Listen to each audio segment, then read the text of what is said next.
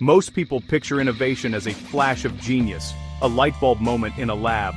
But the truth, the world's most useful inventions usually start with a real nagging problem. The things that change our lives aren't born from a desire to be brilliant, but from a need to make something less difficult or less frustrating.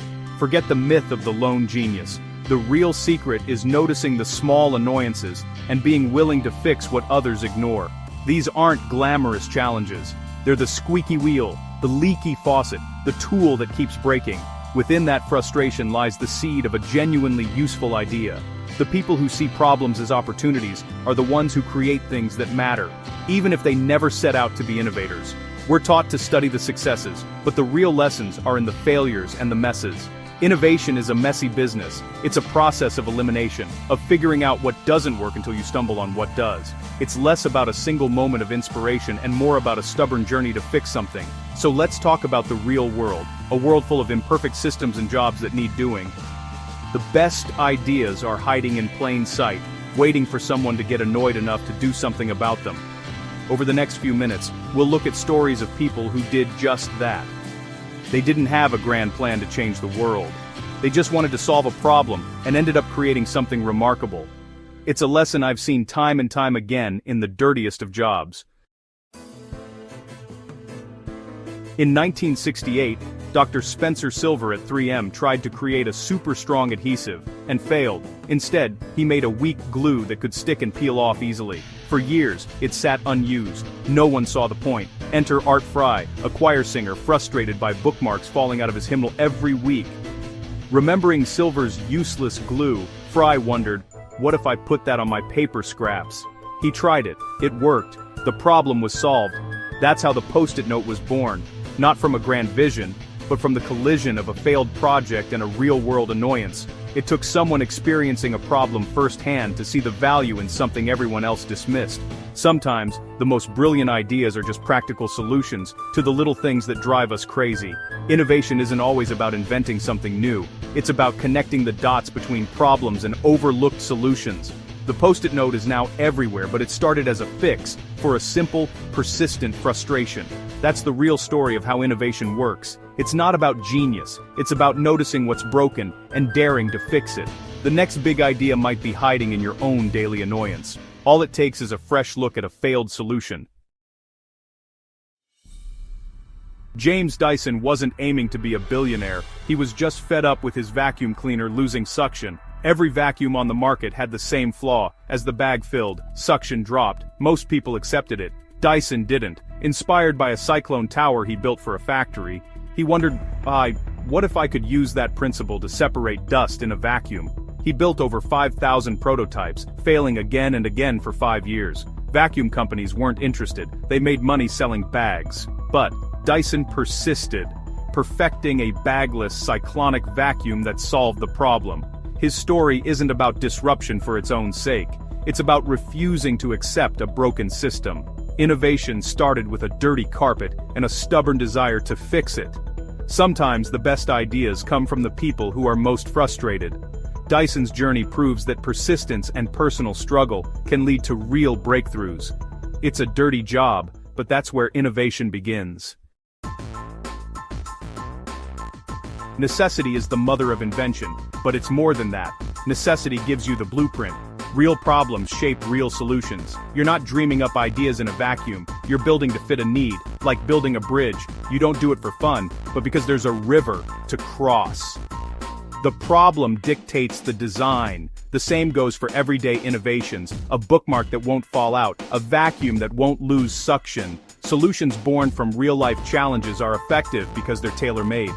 When you solve your own problem, you're the first and best customer. You know what good looks like because you're living with the alternative.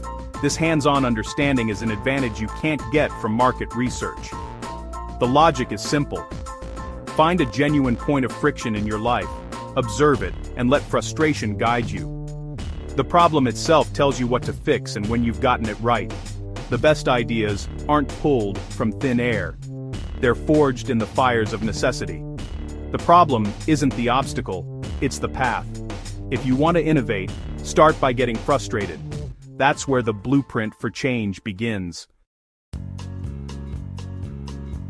Formal education is valuable, but textbooks can't teach you the feel of a tool in your hand or the frustration of a machine that breaks down every Tuesday. Theories are clean, reality is messy. In the real world, variables like humidity or worn-out parts change everything. That's where hands-on experience, tribal knowledge becomes invaluable. The best mechanics and plumbers have an intuitive understanding that goes far beyond what they learned in school. They've seen 1,000 ways things can break, so they know 1,000 ways to fix them. This deep well of practical experience is a hotbed for innovation. The best ideas often come from those who combine practical know-how with just enough theory to see the bigger picture. If I had to bet, I'd put my money on the person most familiar with the problem, not the one with the most degrees. Real innovation comes from getting your hands dirty. We live in a world obsessed with perfection, but in real problem solving, good enough often wins. The most innovative solutions are sometimes the simplest. Duct tape fixes, baling wire hacks, tools welded from scrap. When you need a solution now, you don't have time for flawless design. This pressure forces resourcefulness and strips away the unnecessary. The result? Simple, robust solutions that get the job done. Farmers and mechanics create custom tools that look crude but work perfectly for their specific task. This is innovation in its purest form, solving a personal, immediate need. Good enough encourages experimentation and iteration. You can always improve it later. Real breakthroughs happen when you build, test, fix, and repeat. In the real world, you try something, see if it works, and move on. There's beauty in that kind of pragmatism. Sometimes, good enough is exactly what you need. Where do you find innovation-sparking problems? They're everywhere, hiding in plain sight. They're in the little frustrations of your daily routine, the inefficiencies at work, the things that make you think, there has to be a better way. Most of us ignore these annoyances. But what if you treated them like clues? Start by making a list of what frustrates you. Don't judge, just observe.